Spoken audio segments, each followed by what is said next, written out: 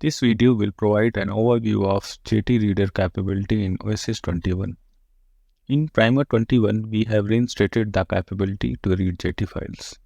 JT files are 3D CAD format files frequently used in the industry.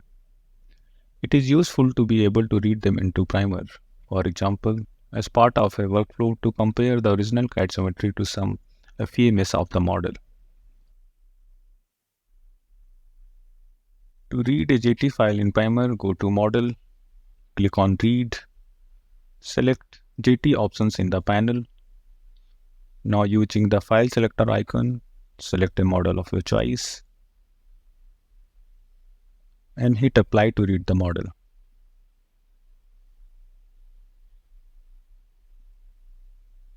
Now it has successfully loaded the model. Thank you.